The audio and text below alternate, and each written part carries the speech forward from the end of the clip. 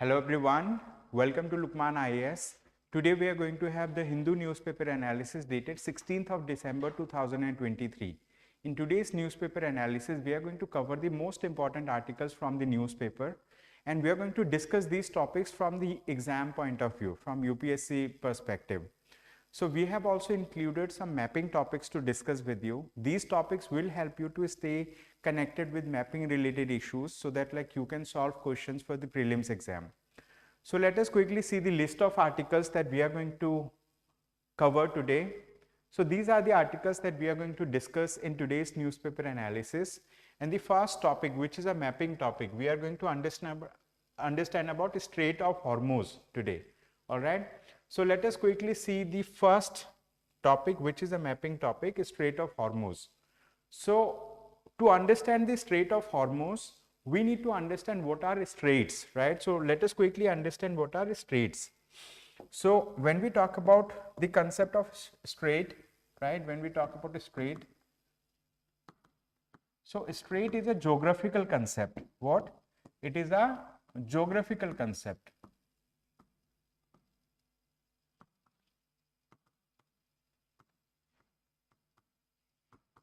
What does a strait mean? A strait means it is a narrow channel of water that connects two water bodies and it also separates two land masses. For example, what a strait does, it connects two water bodies. Okay, it connects two water bodies. Or otherwise we can say it separates two land masses. So understanding the concept of a strait is very simple. So having understood this, let us see what is strait, or so this is known as a Strait of Hormuz. Okay, so this Strait of Hormuz is just a narrow channel of water. It's a channel of water that connects two water bodies. Which water bodies it is connecting? On one side it is connecting Persian Gulf, on the other side it is connecting the Gulf of Oman. So this Strait of Hormuz is connecting Persian Gulf with Gulf of Oman. You can see over here, right? And which land masses is it separating? It is separating Iran from this portion, right? From the Arabian Peninsula that includes Oman and United Arab Emirates. Okay, so this is known as the Strait of Hormuz, as we see. For your understanding, I have included another map so that you can quickly see the Strait of Hormuz over here also. Here we have located the Strait of Hormuz. We can see, right, this is the Strait of Hormuz. On one side we have Persian Gulf, as we can see here. On the other side we have Gulf of Oman. Okay, so this Strait of Hormuz connects these two, let's say, water bodies. And if we talk about what is the width of this strait, this width, it is approximately 21 miles. Okay, it is approximately 21 miles. Means maybe approximately 25 to 28 kilometers in width. Okay, so it is connecting Gulf of Oman with Persian Gulf. This is known as the Strait of Hormuz. So having understood this, now let us quickly move to the first topic of the day. And the first topic that we are going to discuss today, it's related to international relations. In this article, basically we are going to talk about, right? In this article, basically we are going to talk about Oman. Okay, so we are going to understand about Oman, a time-honored connect that will help bridge the Gulf. Okay, so we are going to understand this.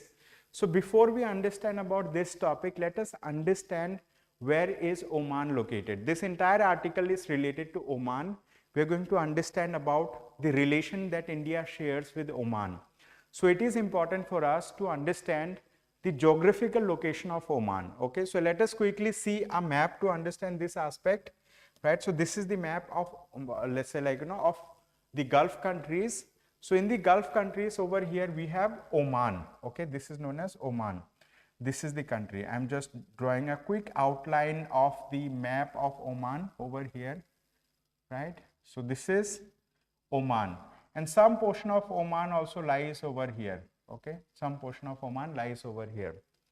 So this region, as we can see, is Gulf of Oman. Here we have Persian Gulf, and this is the strait that we talked about in mapping section. It is known as Strait of Hormuz. Okay, it is a Strait of Hormuz. This is what we discussed. Now, having understood the location of Oman, we will understand about the article.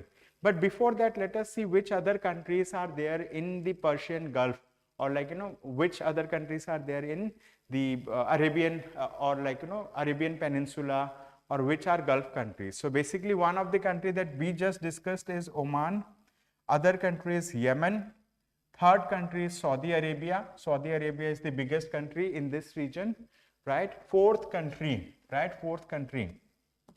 is United Arab Emirates. Okay, fourth country is United Arab Emirates.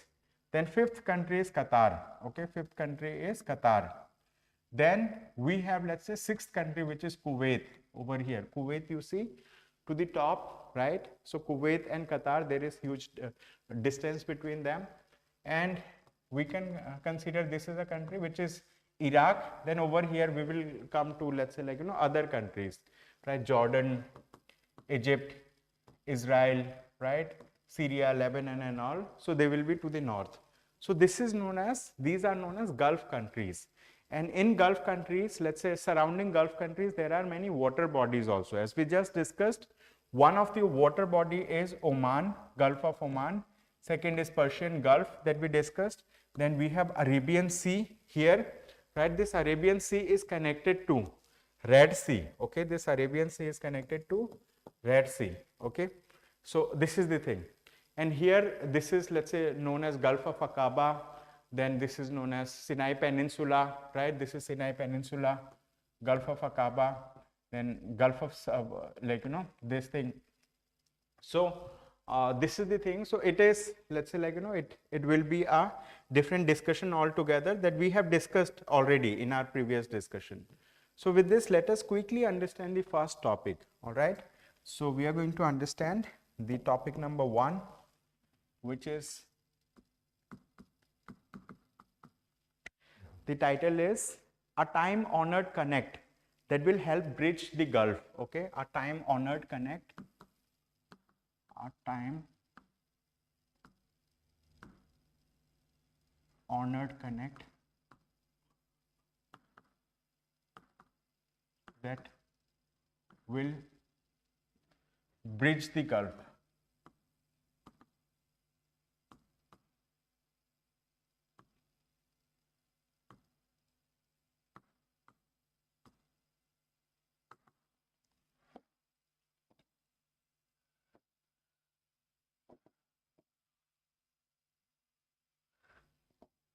Okay, so let us do one thing. Let us quickly draw an outline map of Oman. Okay, let me draw an outline map of Oman.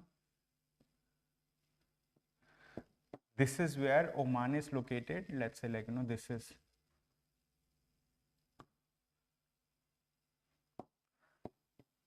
is the map of Oman. So basically we are discussing about this country. This topic, this article that we are going to discuss, right, its relevance is that it is related to GS paper 2, right? It is related to GS paper 2 of the mains exam under international relations section. So we are going to understand about bilateral relation. What relation? Bilateral relation between India and Oman, right? Bilateral relation between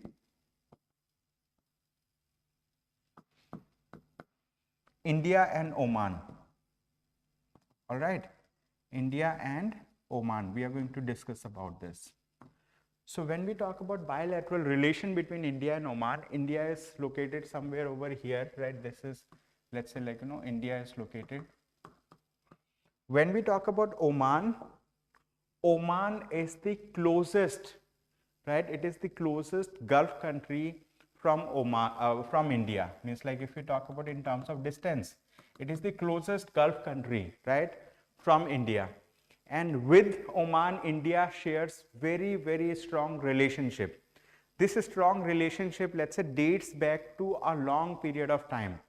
There have been different prime ministers in India. For example, Prime Minister Manmohan Singh, he has visited Oman, right? He has developed good relation with Oman.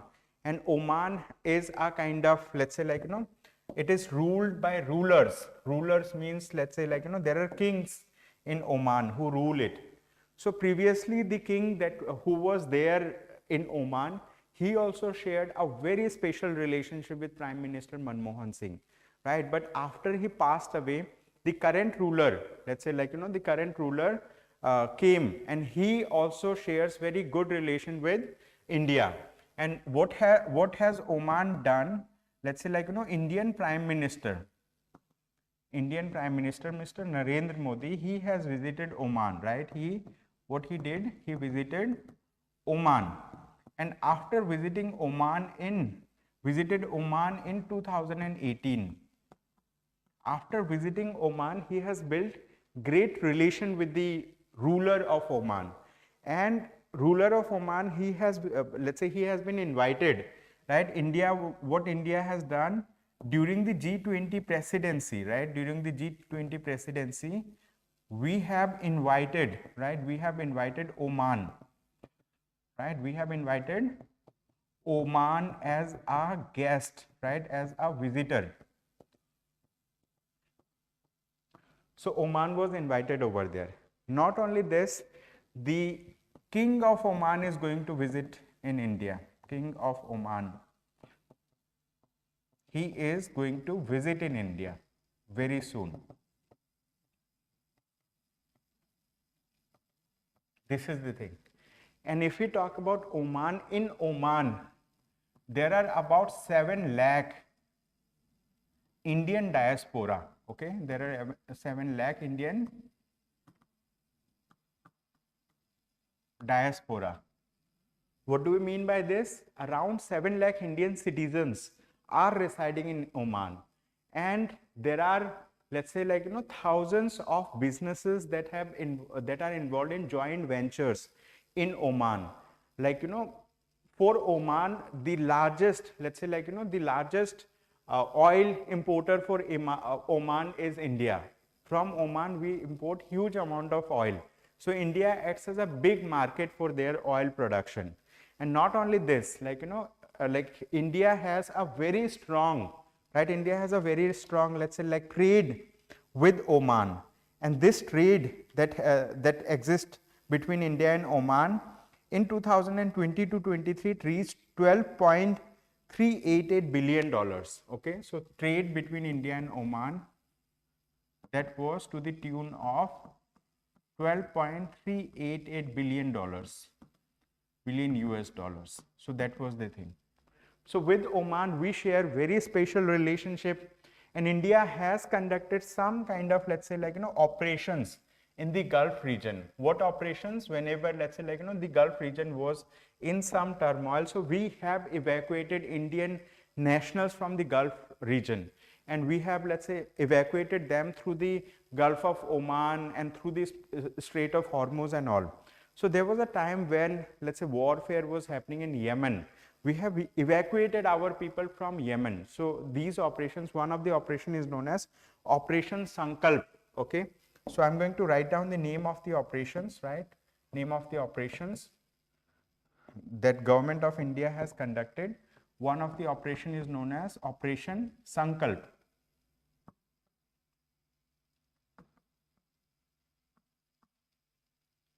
So this Operation Sankalp that we have conducted, we have, let's say, evacuated Indian citizens, right, through the Gulf of Oman. This is the thing. Apart from this, we have also, let's say, Operation Turnaround. Okay, we have conducted Operation Turnaround. Operation Turn Around.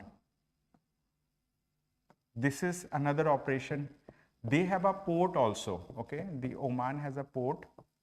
What is the name of the port? It is known as DUQM, Duqm Port.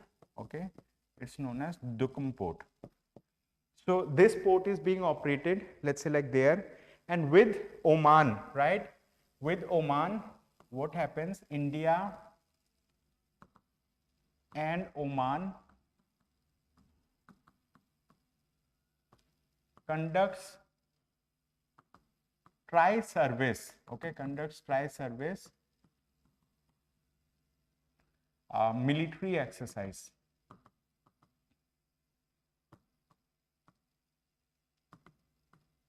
When we talk about military, I'm talking about in general parlance, means like Indian Air Force conducts, let's say, training exercises with the Air Force of Oman.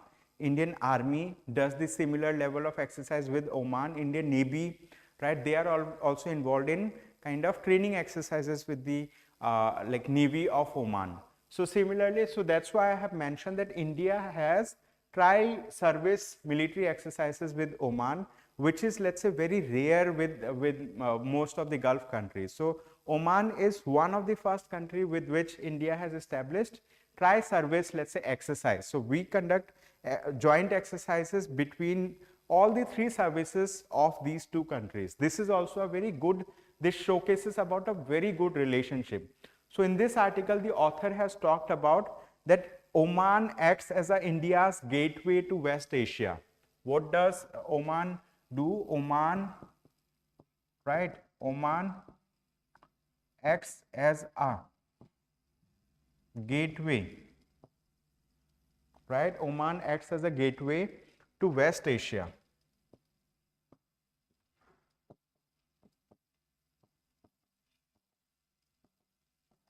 This is also another very important point. Now, apart from what is mentioned in the article, basically there were 8 Navy personals, former Navy personals from India.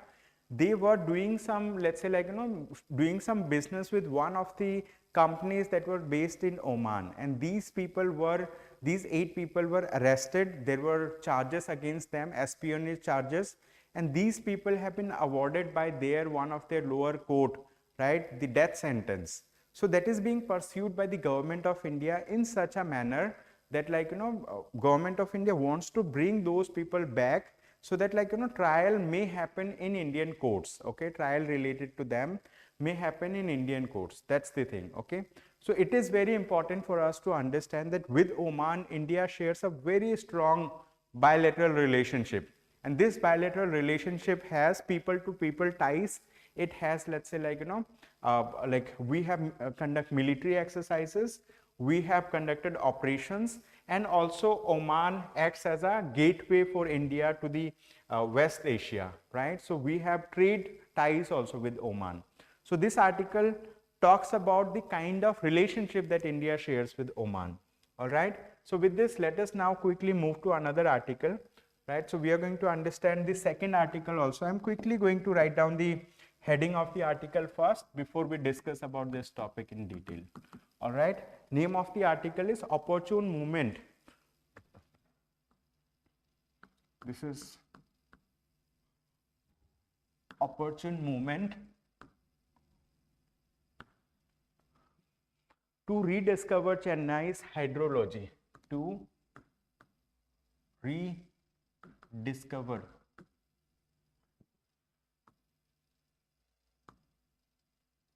Chennai's hydrology. Let's understand this topic, and before we understand, right, let us understand what is the relevance of this article. What is the relevance, right? What is the relevance?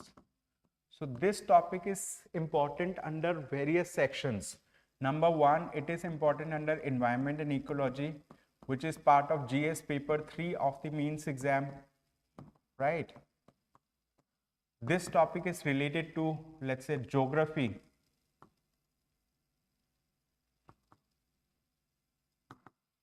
which is part of GS paper 1 of the means exam. And this article is also related to Indian economy, right? It is also related to Indian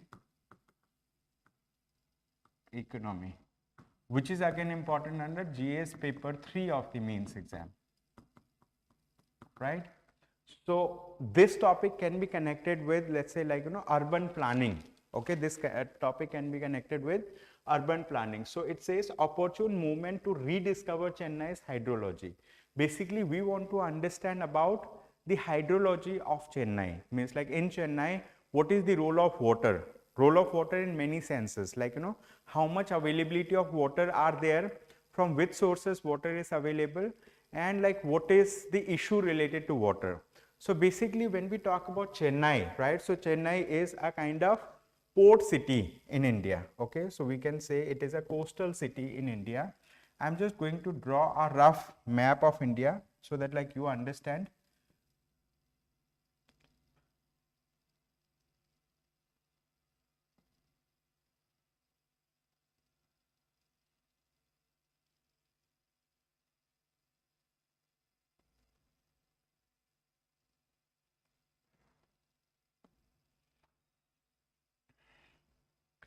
Let's say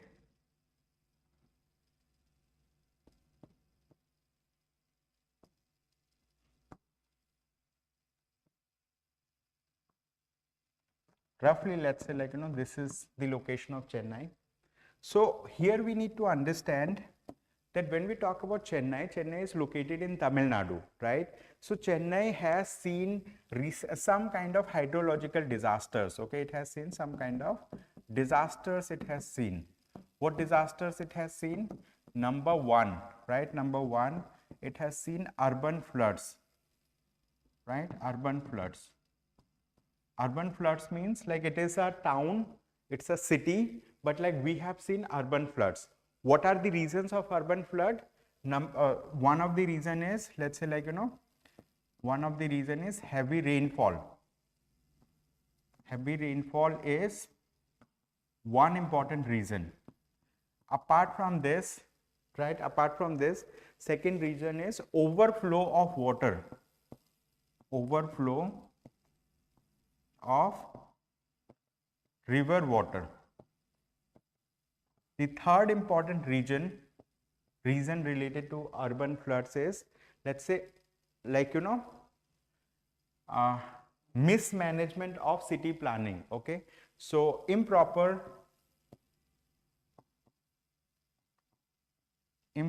drainage pattern, right? Improper drainage system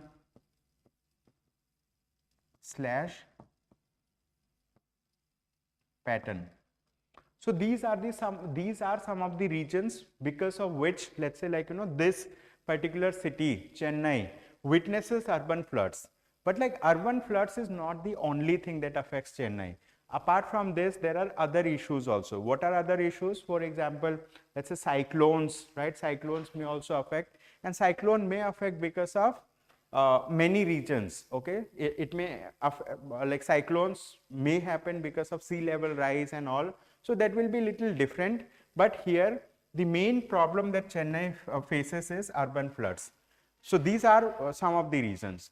Apart from this, let's say like Chennai is the only city in India where this city provides let's say like ways to 3 rivers. Okay, so what happens when we talk about river channels? When we talk about river channels through Chennai, so 3 river channels flow through it. Number one, I'm going to write down the name of the rivers also. In this article, they have mentioned name of the river. So one of the river is known as Kosa Thaler River. Okay, Kosa Thaler. Kosa-Thala, Kosa Thalai river. This is one of the river. Number second, right? Number second river is that flows through this city is Coom River. Okay, which is COOUM river. And number third river, right? Number third river that flows through this particular city, Chennai city, is known as Adyar River. Adyar, Adyar River. So these 3 rivers, right? These 3 rivers drain through Chennai. Okay, these 3 rivers drain through Chennai, and this is a very unique feature of Chennai. What? This is a very unique feature of Chennai. Means there are no other city in the country, in India and even in South Asia, through which let's say 3 important rivers flows. So it already allows huge amount of water, river water to pass through it, and if there is any heavy rain, so that heavy rain may naturally, let's say, make the water level up, and those water, let's say river courses may divert also. That generally leads to urban floods. So in this article, basically, the author has mentioned that this is the right moment to understand about the, let's say, hydrology of the Chennai, of the city. Hydrology means like what river channels flow through it, and how, let's say, overflow of river leads to some kind of problems. Let's say urban city planning related problems arise because of this particular thing. But when we talk about ecology of this city is also again very significant. Okay, its ecology is also very significant because it is very much different than other cities.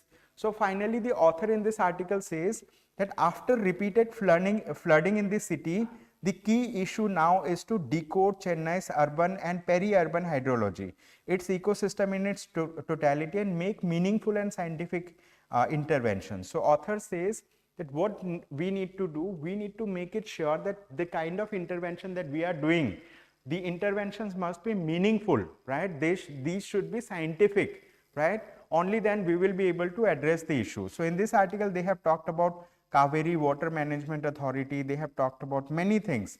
But the thing is, main important issue is urban floods in the city. Urban floods is because of, let's say, heavy rainfall, overflow of river water, and improper drainage system or pattern in the city. So it is important that a hydrological study must be done in a scientific manner, and after then scientific intervention must be done so that city planning may be improved in that city. Okay, this is the thing. So with this, let us now quickly move to another article. This is the third article for the day. It says acceleration foretold. We are going to understand about this topic in detail, right? It's a very short topic, but we are going to understand about it now. So topic number 3, it says acceleration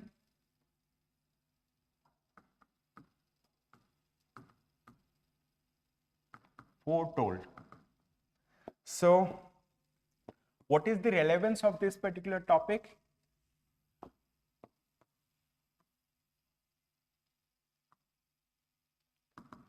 This topic is relevant under this section, which is, let's say, like, Indian economy. Okay, it is relevant under this section which says Indian economy. So what is the context? We are going to understand about a context of this. So basically, this article talks about retail inflation. Okay, this article talks about what? Retail inflation. So we are going to understand about retail inflation, but before that, let us understand what was the stand of the Reserve Bank of India. Recently, Reserve Bank of India has come up with bi-monthly, okay, it has come up with bi-monthly Monetary Policy Committee report, okay, Monetary Policy Committee report. And as part of this bi-monthly Monetary Policy Committee report of the Reserve Bank of India, it has, let's say, like, it has talked about some of the important things, right? What it highlighted, we are going to discuss about this, right?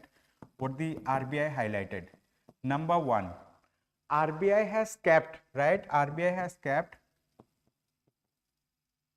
the repo rate, right? Repo rate same, means like RBI has not changed the repo rate. Why? Because RBI feels that there are many factors, let's say there are many geopolitical factors that may affect Indian economy at any point of time. What are those factors? Some of the factors, let's say the ongoing Israel-Hamas war, Russia-Ukraine war, and anything may come up for which it becomes very unpredictable to make a kind of, to make any guesses what's going to happen with the economy. So this is one thing that the RBI has said. The second observation that RBI has said, that there is a likelihood that RBI has noted that there is a likelihood that food price inflation, okay, food price inflation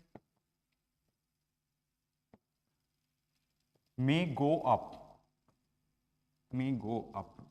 So these are some of the, let's say, like, highlights that the Reserve Bank of India said earlier when it, let's say, came up with bi-monthly monetary policy review, right? So under that they have kept the key rates, right? Key rates through which they manage the inflation unchanged. However, they told that there is a likelihood that the food price inflation may go up. So in this article, they say that acceleration foretold. Acceleration foretold means the inflation that's going to happen, it was already told by RBI that there may be some inflation. So in this article, basically they have discussed about 3 food items. What they have discussed about? They have discussed about 3 food items or products. I'm just writing items, and these items they have named as top, T-O-P, right? What are top? Number 1, right? Number 1 is they have talked about tomato. Number 2, they have talked about onion. Number 3, they have talked about potato. So these are the 3 products for whom the inflation goes up, right? The inflation remains unpredictable, right? Inflation may increase at any point of time. So tomato has created headlines because its price gone up. Similarly, onion has also created headlines because its price went up. Potato also did this.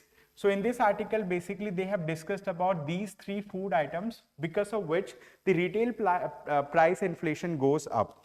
And recently, so when we talk about the inflation, right, recently the National Statistical Office has come up with Consumer Price Index. Okay, so we are going to discuss about that office also. So which office? This is known as, name of the office, name of the thing is National Statistical Office, right? So this office, this name is very important, National Statistical Office. In short, it is known as NSO. NSO comes up with different kind of price, indexes. One of the indexes is known as Consumer Price Index. What? It is known as Consumer Price Index. Consumer Price Index in short is known as CPI. So according to Consumer Price Index, let's say it rose on a year-to-year basis by 5.5%. Okay, CPI, let's say what it happened, it increased, right, 5.5% on a year-on-year basis. This is one of the observation. Apart from this, they have also talked about that food and beverages prices have also gone up in the last 3 months. So this is the thing. And during the Rabi and Kharif season, these are the seasons on which, let's say, farmers grow different varieties of food crops. So those seasons, the prices of food crops have also seen some kind of uncertainty during those seasons. So what is important for you?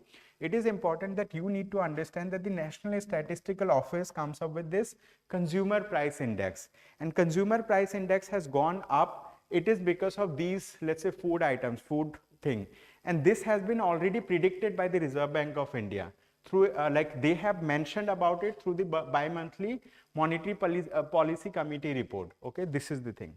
So with this, let us now quickly move to another article. This is a very short article. It says Supreme Court asks Indian national named in Pannum plot to move to Czech court. Okay, so recently what has happened, like in the United States of America, one person resides. Let's say there are many people who reside, but one of them is a Khalistani leader, pro-Khalistani people, a person. His name is Hardeep Singh Pannum, I think, some Pannum. So this particular person resides in USA, but there was an assassination plot, means people plan to kill him, right?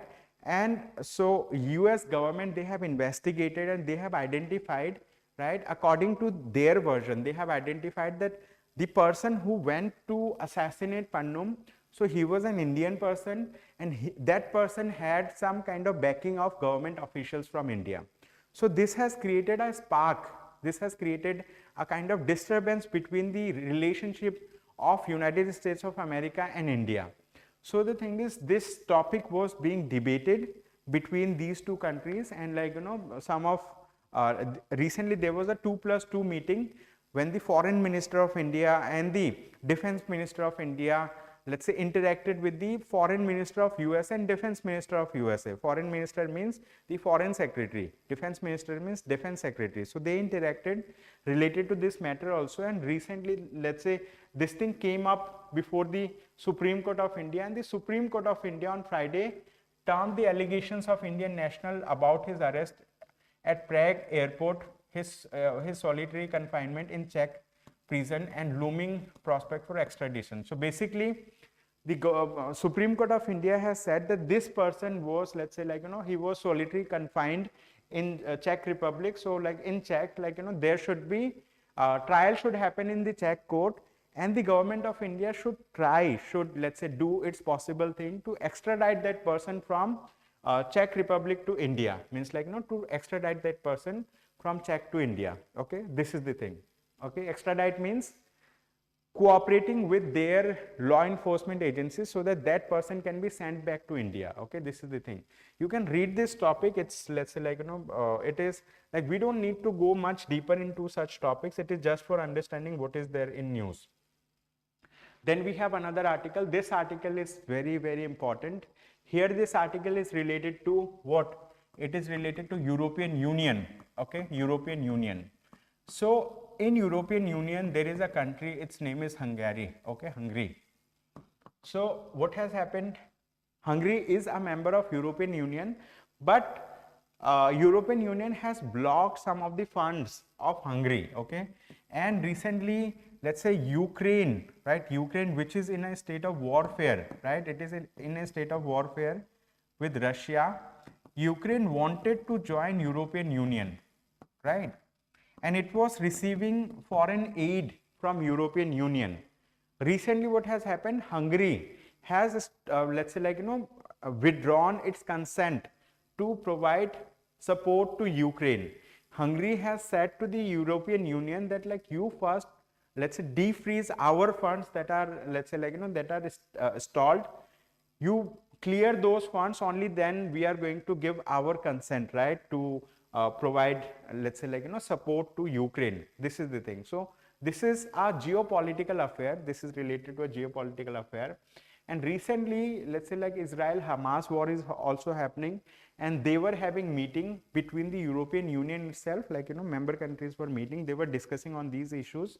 So the next day, the discussion might have happened in related to Israel and Hamas, but that got stalled because of this issue. Means Viktor Orban, he is the, let's say, prime minister of Hungary, and he has stopped the further war funding to Ukraine because they want that their funding must first be, let's say, released by European Union. So it talks about a deep divide within the European Union member countries. Okay, European Union is considered to be one of the strongest, let's say, common market. So they have created free labor movement. But what has happened recently, this person has stopped the war funding to Ukraine. Then we have another article. It says Venezuela, Guyana agree not to use force to settle disputes. So this article is related to South America, right? We discussed about it earlier also.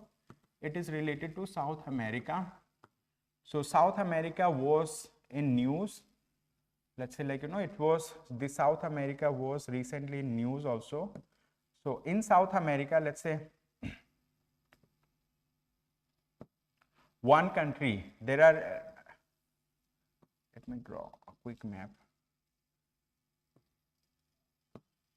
This is just a quick map. Over here, let's say, Guyana is there, Guyana. Then over here we have Venezuela. So Venezuela and Guyana are the nearby country. They share land border with one another. In Guyana, there is a location, Essequibo is a location which consists of 3/4 of Guyana. So what has happened recently, Guyana has discovered that the Essequibo region, this region, let's say, has huge amount of oil reserves. And using that, Guyana is becoming richer and richer. But because of that particular thing, Venezuela now wants to have control over the Essequibo region. And they talk about the historical thing related to it, that historically this Essequibo region was part of Venezuela. And there have been cases that were, let's say, that were fought between these two countries, and these cases have gone to the International Court of like International Criminal Court or Permanent Court of Arbitration, right? So this region, I mean, like, you know, earlier Guyana means like it was under the control of France. Later on, it came under the control of this United Kingdom, right? So they also played role, but like, you know, these two countries have together decided that to resolve our disputes, we are not going into any kind of warfare. So this person is the leader, or let's say like he's the like president of Guyana, and he is the president of Venezuela. So they are together, they have sat for 2 hours, they have discussed, and they have decided that they are going to resolve the dispute amicably, they are going to resolve the dispute peacefully, they are not going to go into a state of warfare. So this is a new development related to this region. So you need to stay connected, you need to understand about this region. I have already discussed the mapping related to this Essequibo region, okay. Essequibo was in news, okay. Essequibo is a very important region and it is in news.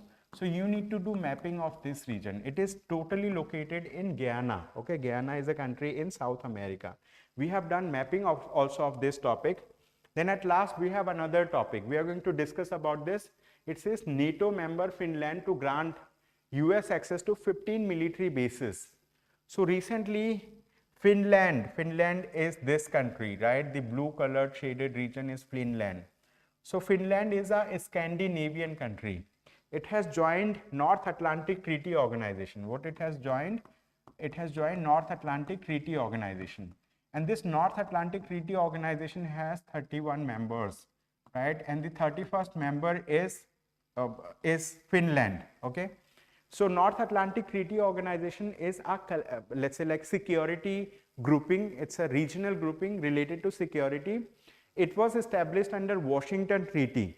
It has many articles. The 5th article of the Washington Treaty talks about collective security. According to collective security, a threat or an attack on any one of the member country of NATO will be considered a threat or an attack on all the members of NATO, and they will together retaliate against the common enemy. That's the thing, that is known as collective security. Because of this collective security clause, this North Atlantic Treaty Organization is considered to be one of the strongest organization, right? United States of America is a member of it, European Union is a member of it, and many countries are member of it, this organization, okay? So Finland has recently joined, and now Finland and USA has come into a kind of defense agreement where like Finland is going to give access to 15 military bases to United States of America, okay? This is the thing. And the defense agreement that they have signed is known as the Defense Cooperation Agreement, DCA, okay? It will be signed in Washington, DC, okay? This is the thing. So this is a topic related to international relations. That's all from my side for the day. Thank you so much everyone for attending today's session. I hope you have a good day ahead. Thank you.